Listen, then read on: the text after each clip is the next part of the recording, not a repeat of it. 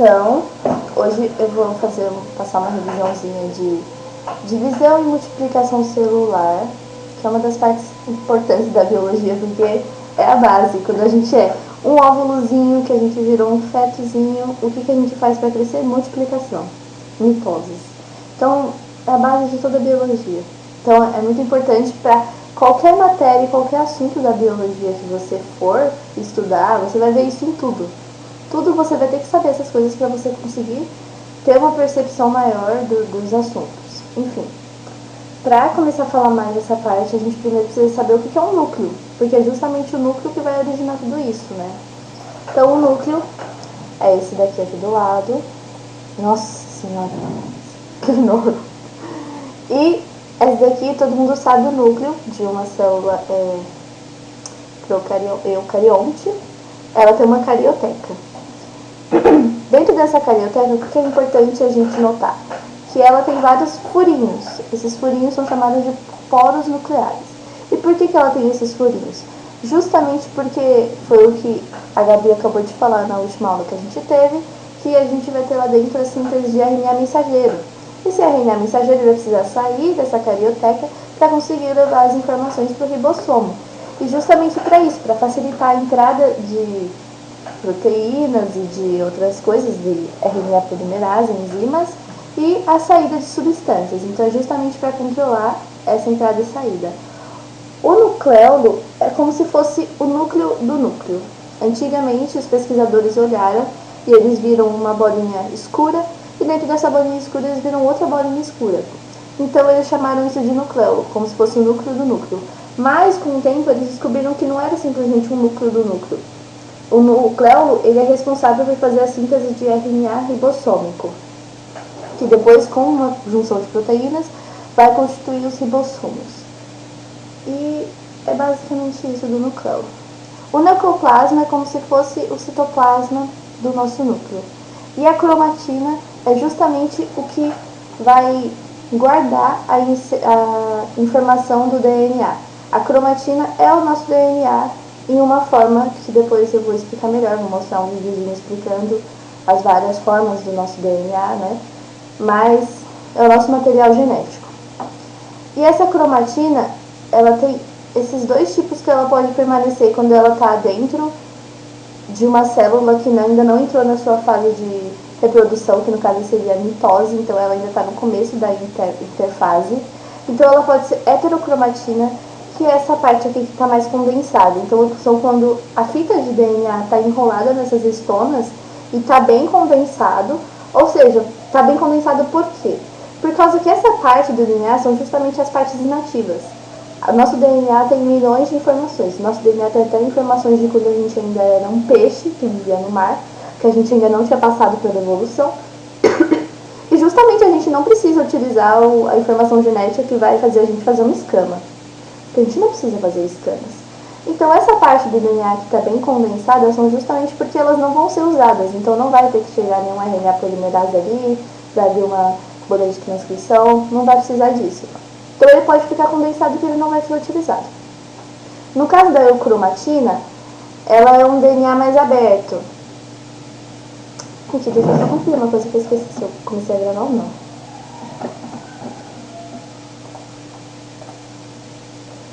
Tava gravando. Tá, continuando. A eucromatina, ela é um DNA mais aberto, porque justamente vai ser a parte que a gente vai utilizar desse DNA.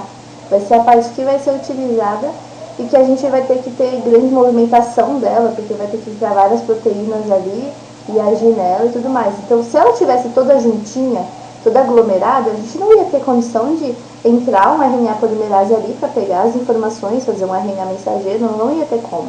Então, você precisa dela mais espalhada e essas coisas. Aqui eu trouxe para vocês uma fotinho que justamente mostra uma célula real. E aqui a gente consegue ver a heterocromatina, que são essas áreas mais escuras que a gente vê por aqui, que elas são justamente... Nossa, a cromatina está tão aglomerada que ela forma como se fosse muita coisa junta. Então fica essas manchas mais escuras. E a eucromatina a gente quase não consegue ver, porque ela está bem espalhada, está em todas as áreas, misturada no nucleoplasma. E o nucleolo é justamente essa parte aqui no meio bem escura que é o aglomerado. Então, é isso. Agora, como que a gente tem essa esterilização do DNA? Quando a gente estuda, que nem a Gabi mostrou pra gente, a gente tem uma fita de DNA que é aquela fita que é assim, né? Essa daqui que a gente vê aqui. A gente tem essa fita de DNA. Mas é claro que dentro do nosso corpo não é assim que funciona. Porque se a gente esticasse essa fita de DNA, fazendo ela ficar bem grande, o que a gente teria seria 2 metros de DNA. E como que 2 metros de DNA consegue caber dentro de uma célula tão pequenininha, que tem nanômetros de tamanho, como? Ou menor, não sei se é nanômetros ou micrômetros, enfim. Como que ia caber tudo aquilo lá dentro? Então ela precisa ficar muito condensada. Então isso daqui que a gente estuda seria como se ela fosse totalmente aberta. Mas no caso não é assim que funciona.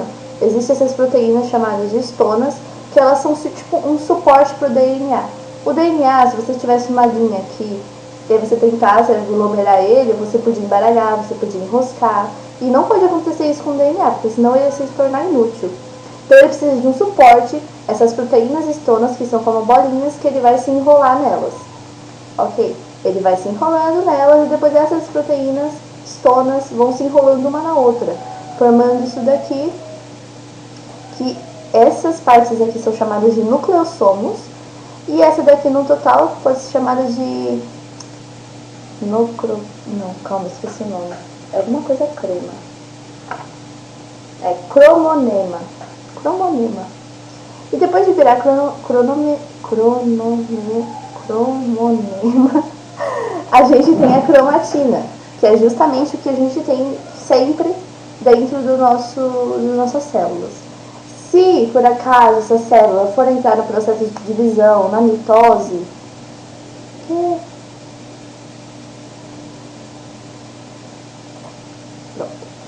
se a gente tiver, por acaso, entrar no processo de divisão celular, na mitose, na meiose, o que a gente precisa é que a gente precisa condensar mais ainda esse DNA, para ele conseguir se mexer livremente, não ter problema de enroscar um no outro, ser mais fácil para fazer tudo isso.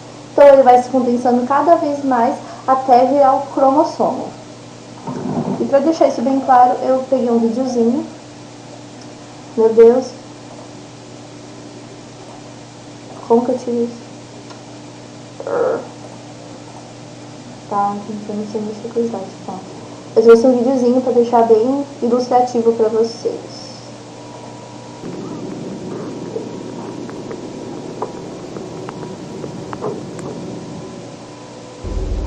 In this animation, we'll see the remarkable way our DNA is tightly packed up so that 6 feet of this long molecule fits into the microscopic nucleus of every cell. The process starts when DNA is wrapped around special protein molecules called histones. The combined loop of DNA and protein is called a nucleosome. Next, the nucleosomes are packaged into a thread. The end result is a fiber known as chromatin.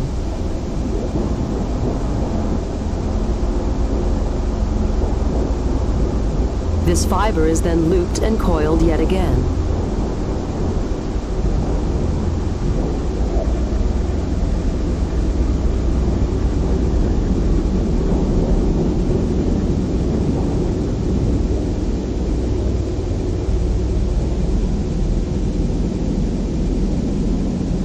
Leading finally to the familiar shapes known as chromosomes, which can be seen in the nucleus of dividing cells. Chromosomes are not always present. They form around the time cells divide when the 2 copies of the cell's DNA need to be separated.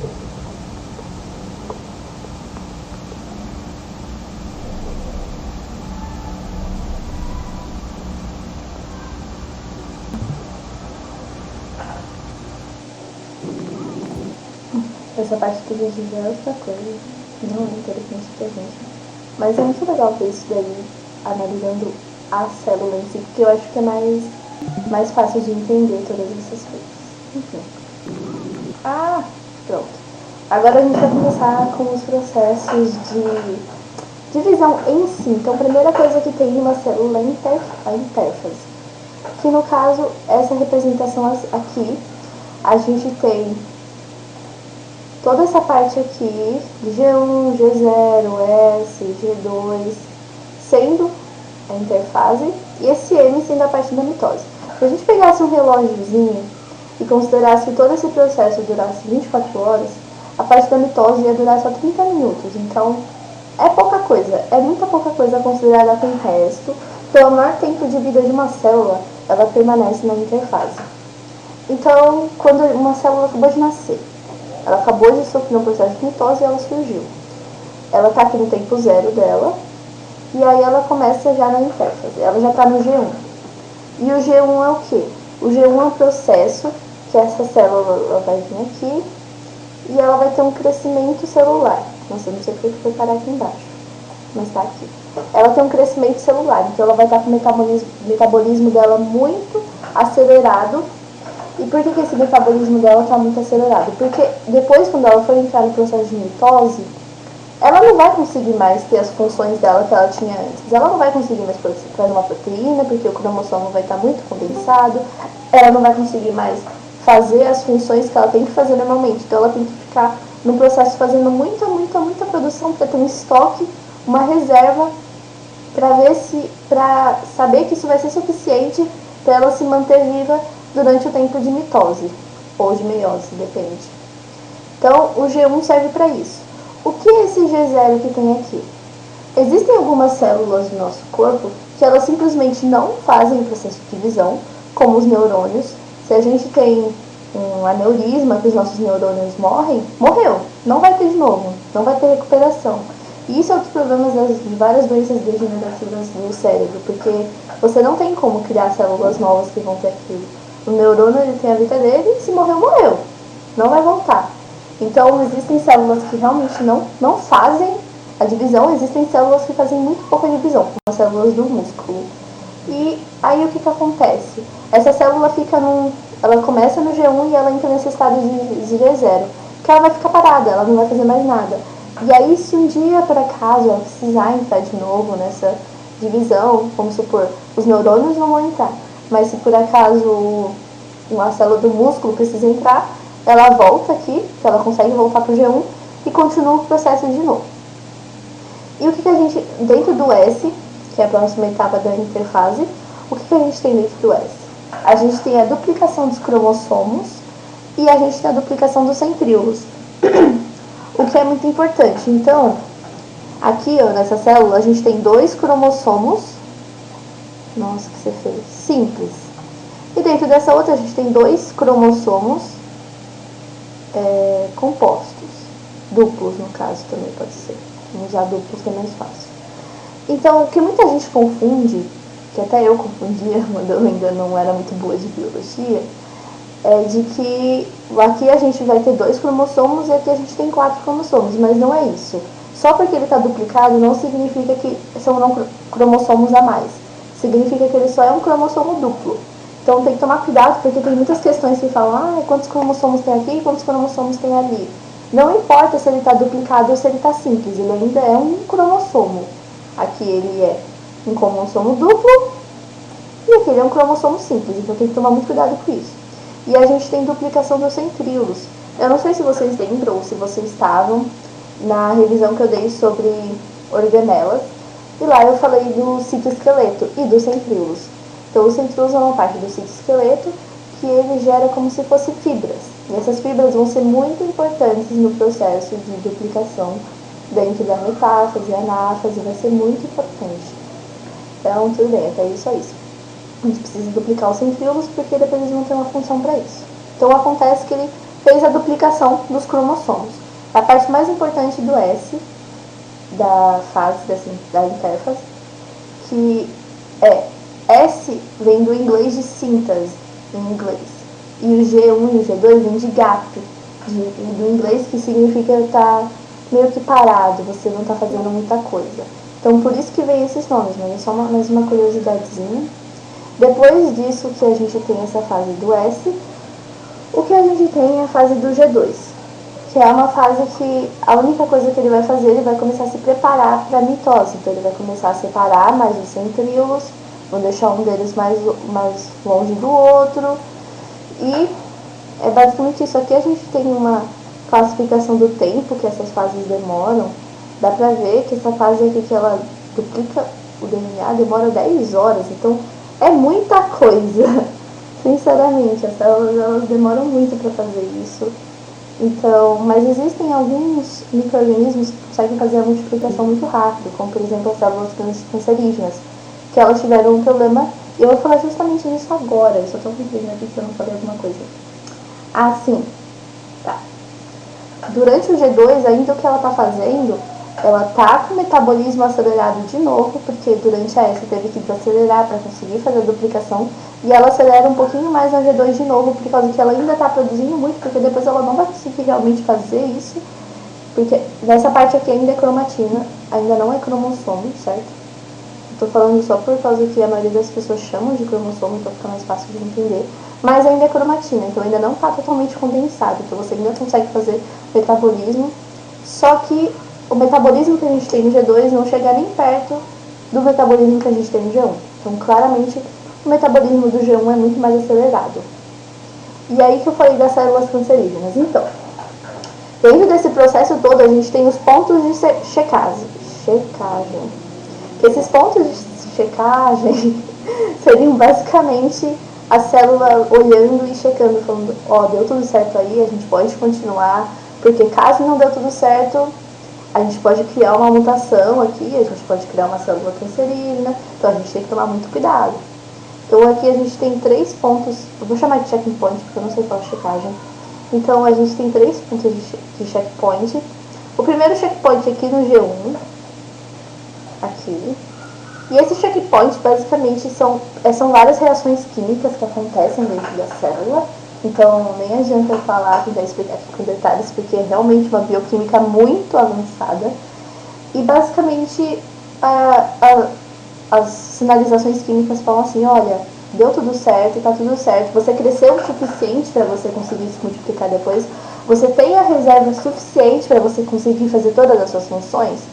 Se sim, continua sua vida. Se não, faz mais, continua fazendo mais aí, até a hora que eu falar pra você que você deve ir.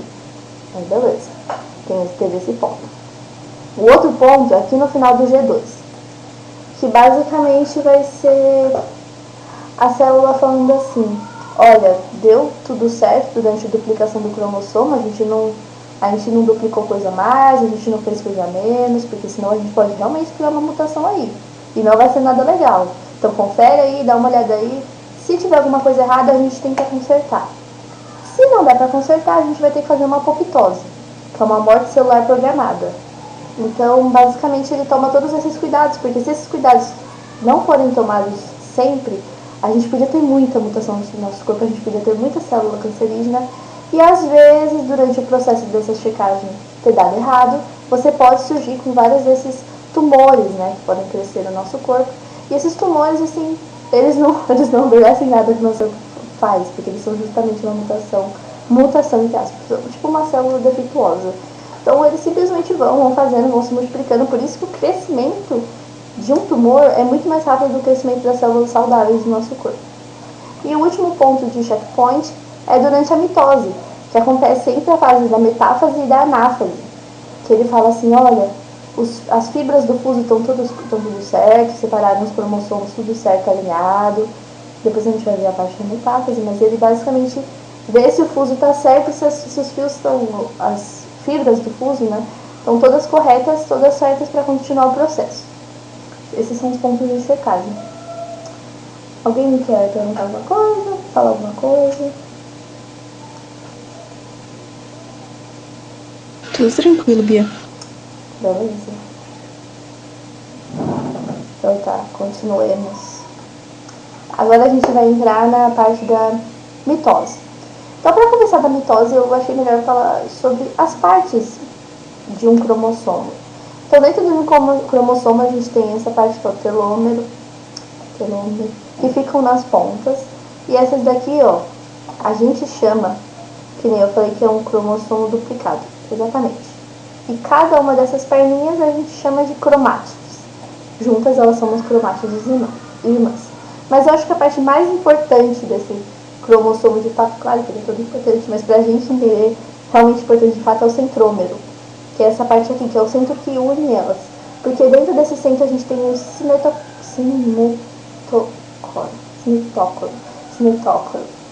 que ele vai ser muito importante quando a gente estiver na fase de metáfase e anáfase. Sem ele, não ia ter como. Simplesmente não ia ter como fazer tudo isso. Não ia ter como ter essa adesão das fibras do fuso no cinetócoro, no centrômero, né? Então o cinetócoro faz isso pra gente. Essas aqui são exemplos das fibras do fuso que vão se juntar nele, que vão se juntar no centrômero e vão conseguir puxar esse cromossomo para perto. Então agora começando com as fases. Então a prófase, a primeira fase que a gente tem é a mitose, e é a fase que os centríolos eles vão começar a se afastar de fato. Eles começaram a se afastar na G2, mas eles não se afastaram ainda tanto que eles precisam. E é justamente ainda quando a célula está se preparando para entrar no processo que vai ser complicado para ela. Então, o cromossomo está começando a se condensar, é nessa hora que ele começa a se condensar de fato. E aí o que acontece? Se ele se condensou, você não vai conseguir mais fazer as funções que você precisa.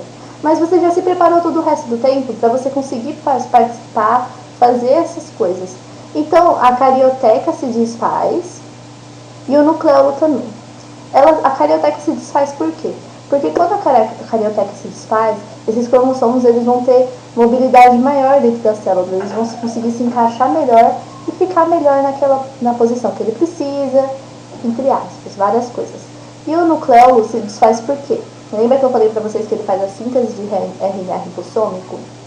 Só que a gente não vai ter mais RNA mensageiro, porque simplesmente não tem como fazer o processo de síntese proteica. Então a gente não precisa de mais RNA ribossômico. Então simplesmente não precisa mais do nucleolo, a gente se desfaz dele e depois a gente cria ele de novo. Agora a gente não vai precisar dele, entendeu? Então é isso que acontece na prófase. Os centríolos começam a se afastar, os cromossomos começam a se condensar de fato, a carioteca e o nucleolo se desfazem porque eles não vão ser mais necessários para a nossa célula, e essa é a prófase. Continuando na metáfase. A metáfase são quando os cromossomos eles vão se alinhar todos no centro. E justamente por causa disso que a carioteca se desfez. Imagina que complicado seria para todos os 46 cromossomos que a gente tem dentro do corpo humano se alinharem todos numa linha vertical, que no caso é chamada de linha do equador, porque a célula é feita uma comparação como se fosse a Terra, né? Então o equador é a linha do centro. Todos eles se alinharem no equador da célula para conseguir serem pegados pelas fibras do fuso. Seria muito complicado, então justamente por causa disso que a carioteca se desfaz. Então as cromátides irmãs, todos esses 46 cromossomos, essas 92 cromátides irmãs, ficam no meio, no equador da célula. E agora um fato interessante que eu achei para vocês, que eu nunca tinha pensado, mas é uma relação justíssima, é que, tá vendo essas linhas aqui? Elas parecem os meridianos da Terra, né? E o que os meridianos fazem? O fuso horário. Então o fuso dos centríolos é justamente chamado de fuso por causa do fuso horário. Foi feito uma relação. Não que seja útil pra gente, mas é interessante pra gente saber. Nessa parte, justamente os centríolos ficam nos polos, porque esses centríolos vão ser os responsáveis por jogar essas fibras nos nossos cromossomos, e quando ele joga essas fibras, ele faz o cinetócoro. O cinetócoro vai ser aquele negócio que eu falei para vocês antes, que vai conseguir se agregar a essas fibras do fuso. Bem legal. É só isso que acontece de realmente importante na metáfase. Elas ficam alinhadas no meio da célula, no equador da célula, e ficam todas presinhas ali esperando para alguma coisa acontecer, né? O que vai acontecer na anáfase? Essas cromátides irmãs, elas estão ligadas pelo centrômero. Só que justamente esse centrômero ele se duplica. E quando ele se duplica, ele permite que elas se soltem. Porque ele virou 2, então elas não estão mais juntas. Então elas se soltam e as fibras do fuso começam a se retrair. Elas começam a se retrair e aí eles vão ficando como se fosse, que nem aqui está aqui na célula, esses vezinhos, né, que são como se eles estivessem sendo puxados, para os polos da célula, então na direção dos centríolos. E é basicamente isso também que acontece na anáfase. Nessa parte eu acho bem simples, pode confundir um pouco depois quando a gente vai vendo meiose, que aí pode ser que essas fases confundam, mas é bem fácil. E uma coisa legal de falar aqui, porque depois vai ser necessário, é de que o que separa aqui são as cromátides irmãs. Então na anáfase a gente tem a separação das cromátides irmãs. Então tá. Na telófase. Na telófase o que acontece? Basicamente a célula vai estar se fazendo, foi para os polos, então aqui a gente tem o DNA nos polos, e ela vai começar a virar uma célula de novo, então ela vai fazer justamente o processo contrário que ela fez lá na prófase.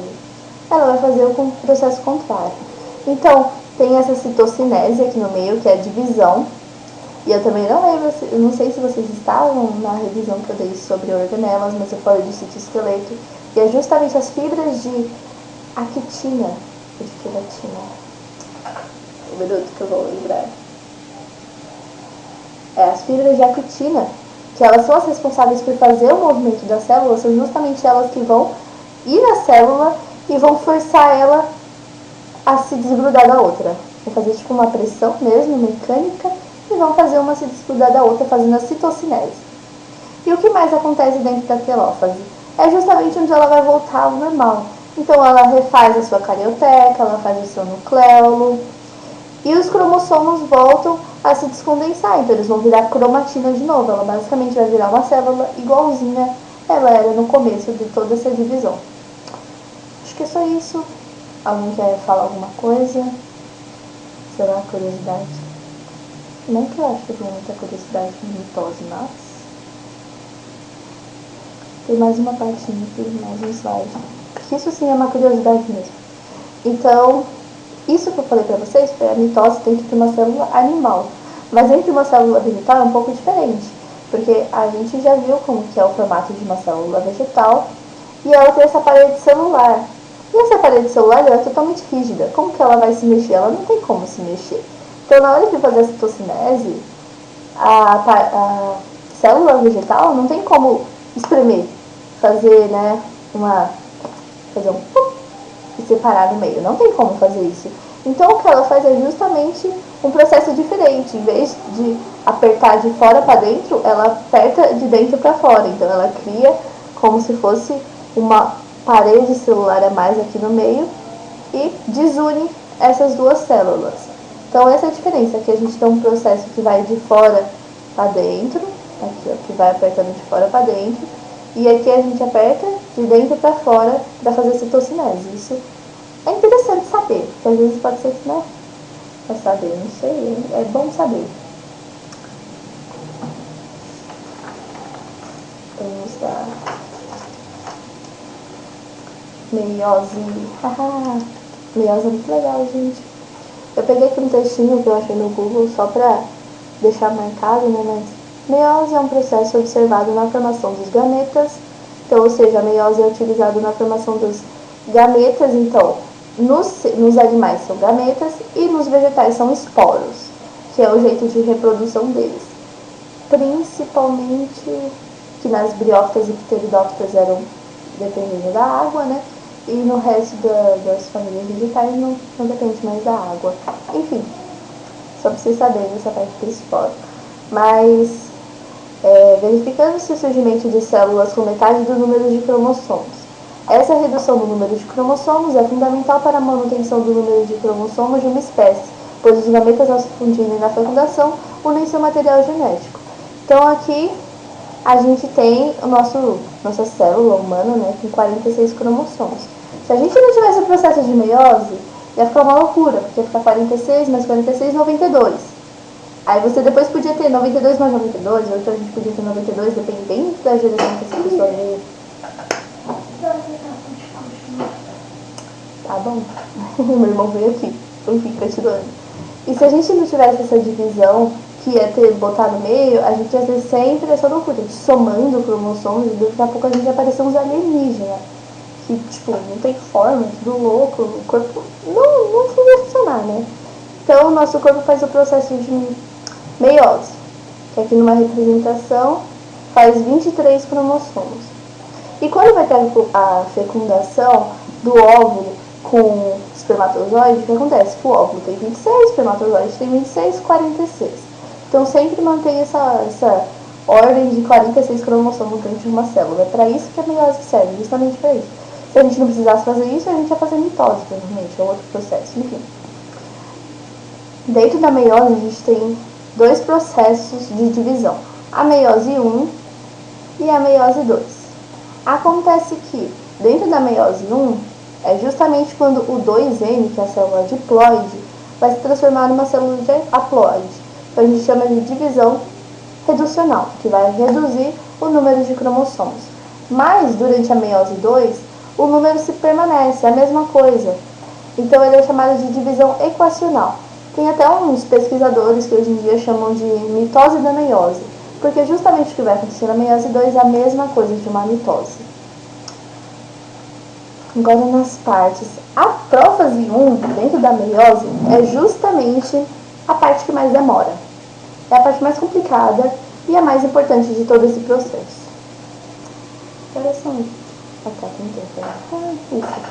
E é justamente a parte mais importante de todo esse processo. Porque dentro da prófase 1 vai acontecer a parte mais importante, talvez, de todo esse processo, que é o crossing over. O crossing over é quando dois cromossomos eles vão trocar um material genético entre si. Então, eu sou um cromossomo, você é um cromossomo, eu te dou o meu braço, você dá seu braço para mim, entendeu? É basicamente isso. Eles vão trocar informações entre si. E isso é muito importante, porque dentro da gente tendo esse processo, nenhuma combinação de cromossomos que pode ter numa célula vai ser igual a combinação de cromossomos que vai ter em outra célula. Então, todas as células são diferentes. Então, quando você fala, nossa, se eu não tivesse ganhado aquela corrida, né, de espermatozoide e tal, eu não seria eu. Realmente, você não seria você seria completamente diferente, porque essa porcentagem, mesmo que seja minúscula, de material genético que vai ser mudado, ela faz toda a diferença. Então, realmente, se você não tivesse ganhado, você seria totalmente diferente do que você é. Então, é por isso que o crossing over é tão importante, porque dentro do crossing over você consegue gerar uma variação gênica, né? Uma variação genética que vai poder trazer vários benefícios, que pode trazer a seleção natural, no processo de evolução, enfim. Tem vários benefícios. Esse crossing over também pode ser chamado de variabilidade e permuta, mas eu acho que o mais recorrente é o crossing over. Enfim, dentro dessa prófase, vai acontecer a mesma coisa que acontece em outras prófases. Ela vai pegar os centríolos, afastar, desfazer a carioteca, desfazer o nucleolo. É a mesma coisa, só que dentro dessa prófase acontece esse processo do crossing over. E para isso a gente tem 5 etapas. O leptóteno. Leptóteno é justamente... Deixa eu dar uma olhadinha aqui com essas coisas complicadas. Justamente o nome lepto do grego vem de delgado, né? Fino. Então esses cromossomos, que eles eram mais gordinhos assim, eles vão ficar cada vez mais fininhos. Você olhando no microscópio, parece até que eles são uma coisa só. Até no desenho aqui parece que é uma coisa só, mas na verdade são dois. Então ele vai ficando cada vez mais fininho. E, tudo bem, tá ficando fininho. Aí tá bom. Aí a gente tem a parte do zigóteno, que é a formação que você vai ter de grudar essas duas fitas de DNA, esses dois cromossomos. Então vai ter um processo de sinapse. Esses processos de sinapse são justamente complexos de sinatonêmico. Os nomes biológicos são muito complicados. Mas ele vai criar uma ligação entre esses dois. Ele vai criar uma ligação bem forte, que vai ser a hora que eles vão começar a interagir. Mas eles ainda não estão fazendo crossing over de fato, eles ainda não estão trocando. A parte mais importante, que é justamente onde eles fazem crossing over, é o paquíteno. O paquíteno, eles vão cruzar as perninhas. E aí eles criam uma conexão dentro de si, mas eles ainda não cruzaram de fato. Enfim, eles estão ali e eles estão trocando vários lugares de material genético entre si. Então é justamente quando essa parte da sinapse se completou E ele tá lá, juntando material genético. Ele tá aqui, ó, um grudadinho no outro. E no diplótano é justamente onde cria esses quiasmas. Que quiasmas, meu Deus, é quando você consegue ver esse X formado entre as células visivelmente. Você consegue ver visivelmente que formou um X entre elas. E é justamente quando o crossing over vai ter acabado. E aí, quando acabou esse crossing over, ele vai para a diacinese. Que a diacinese é quando ele vai começar a... Como que eu posso falar? Ele vai começar a ir no lugar, se preparar, se movimentar e se desgrudar para conseguir fazer a metáfase. Então, todo esse processo dessas coisas, esse nome estranho, até dá para você lembrar, é legal. Led Zeppelin para o dia a dia. É muito ruim esse nome, mas é um jeito de lembrar. Mas isso tudo, todo esse processo dessas 5 fases é para o crossing over acontecer. A importância dele é muito, muito grande, para toda a biologia, dentro da evolução, dentro da genética, dentro da divisão celular. Então, é muito importante tudo isso. Agora vamos começar por resto. A metáfase 1. Então, é a mesma coisa da outra metáfase que acontecia, na metáfase da mitose. É a mesma coisa. Os cromossomos ficam alinhados no meio. Só que qual é a diferença? Em vez dos cromossomos ficarem os 46 alinhados no meio, a gente tem 23 desse lado e 23 desse lado. Então, a gente tem 23 cromossomos homólogos alinhados. Homólogos é o quê? Dentro do nosso corpo, a gente tem 46 cromossomos. E cada cromossomo ele combina com um cromossomo. Então, existem cromossomos que têm o centrômero mais para cima, o centrômero mais para baixo. Eles têm que combinar justamente com o cromossomo que é igual a ele. Um que veio do seu pai e um que veio da sua mãe. Entendeu? Basicamente é isso. E aí, eles têm que se alinhar com esse cromossomo que ele tem idêntico. Ele se alinha e são os cromossomos homólogos. E eles ficam os 23 cromossomos, 23 duplas de cromossomos homólogos, alinhados no equatorial. Então, é isso. Agora, na anáfase, é justamente a parte que é crucial, para você entender. A separação, antes que eu falei da outra anáfase, era a separação das cromátides irmãs. Mas aqui, a gente tem a separação dos cromossomos homólogos. Então, quando a gente vai ter a outra fase, aqui a gente já está com 23 cromossomos em cada célula quando a gente for para a telófase. Então, elas se separaram, ok. Na outra fase vai ter outra meiose. E quando essas perninhas que forem se separar, as cromátides irmãs, muitas pessoas acham que o número de cromossomos também dividiu, mas não é isso que acontece. Enfim, o importante dessa parte é saber que o que se separa são os cromossomos homólogos. Certo? Então, pronto. E aí você vai ter a telófase, que é justamente a mesma coisa da outra, citocinese, volta da carioteca, volta do nucleolo, centríolos um para cada lado, é exatamente a mesma coisa. E agora simplesmente a parte mais, é a parte normal, mas é onde que as pessoas realmente se confundem por causa de achar que um cromossomo duplo é diferente de um cromossomo simples, de número de cromossomos, mas na verdade não é. Enfim, não vou falar muito, senão pode complicar, né? Mas muitos historiadores não, biólogos, chamam de mitose da meiose, porque é justamente a mitose da meiose, é justamente a mesma coisa de uma mitose, só que com 23 cromossomos, em vez de 46. Então, chamar de meiose 2, hoje em dia, está ficando um pouco arcaico. A mesma coisa de chamar interfase, a maioria das pessoas também não chamam, das pessoas da área da biologia, né? Chamam de interfase. Agora, por quê? Não sei, é só um acento, né? Mas, sei lá. Enfim, na prófase, a gente tem aqui a mesma coisa, exatamente a mesma coisa. Você vai ter o crescimento, da célula, os cromossomos vão começar a se condensar de novo. Gente, cadê? Achei. Tá. Os cromossomos vão começar a se condensar de novo. Ele vai começar a se desfazer sua carioteca, seu nucleolo, a mesma coisa. Na metáfase, o que a gente tem é o alinhamento dos 23 cromossomos no centro dessa célula, aqui no equatorial. E aí tudo bem. Quando a gente chega na anáfase, a gente separa 23 cromossomos para cada lado. 23 desse lado e 23 desse lado. O número não vai dividir por causa que você separou as perninhas. As perninhas não deixam de ser um cromossomo. Enfim. Aí, a gente vai ter a telófase, que ela vai simplesmente dividir a célula. Então, a gente, no final, vamos lá no processo aqui no começo. Esse foi demais.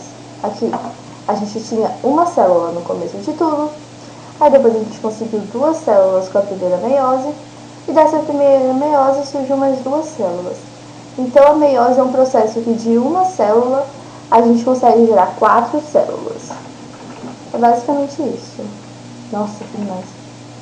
Então, alguma dúvida? Alguém quer acrescentar alguma coisa?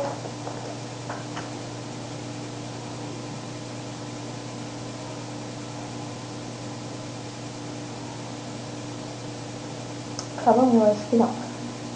Então tá. Então, espermatogênese é o processo meiótico para você gerar os espermatozoides. Então tá. Aqui a gente tem um testículo, a gente tem um canal deferente e vai ficando menor até a gente chegar aqui na parte que realmente interessa pra gente, que é o túbulo seminífero. E dentro desse túbulo seminífero, o que a gente encontra são várias células germinativas. As células germinativas são as únicas que fazem meiose dentro de um corpo. No resto do corpo a gente chama de células somáticas, as células que fazem a mitose. Então não é qualquer célula que pode chegar e começar a fazer meiose. Não é assim. Você tem as células germinativas, que são as células específicas para fazer essa meiose. Então ocorre dentro dos túbulos seminíferos a 34 graus, que é o ideal para acontecer todo esse processo. Isso daqui é outra coisa que eu vou falar depois. Então a gente tem a célula germinativa, e quando essa célula entra em ativação, no período germinativo dela, ela começa a fazer várias mitoses e formar várias espermatogônias. Espermatogônias essas que vão ser o primeiro nome que a gente dá para essas células do processo. Então, começa com agônia. A mesma coisa vai ser na ovulogênese, então vou marcar esse nome gônia. Então, espermatogônia. Nesse processo de espermatogônia, a gente tem uma intérfase. Então, aqui no meio a gente tem uma intérfase. Então, vai ser quando a célula vai começar a crescer, ela vai começar a se preparar para fazer todo o processo. E depois de passar pela intérfase, ela ganha o nome de espermatócito 1. Ela ainda é 2N, só que ela está maior, ela cresceu e ela está se preparando para fazer a primeira meiose. Quando ela fizer a primeira meiose dela, ela ganha o nome de espermatócitos 2. Só que agora ela está N. Lembra que uma célula sofre meiose 1, vira 2 células com N, haploides. Aí ela faz a meiose 2 de novo, e aí ela ganha o nome de espermátides. E ela ainda é uma célula haploide. Então, é o processo de meiose que a gente viu antes, que uma célula vai gerar 4, só que nesse caso, gerando 4 espermatozoidezinhos. Essas espermátides que a gente tem aqui, elas vão ser, no processo de diferenciação, elas vão ser transformadas em espermatozoides. Esse processo de diferenciação vai servir para criar o acrossoma, que a gente viu já numa revisão também de organelas, e o acrossoma para criar o rabinho dele, para fazer todo o corpo dele, num processo de diferenciação chamado espermatogênese. Então, não é tão complicado, na verdade é bem fácil. E os nomes que você mais tem que lembrar é gônias, espermatócito, espermatócito 2. Porque espermátides também. Você vai saber, gônias é quando você começa o processo. Você sofreu um processo de intérfase, você vira espermatócito 1. Aí você faz a meiose 1, espermatócito 2.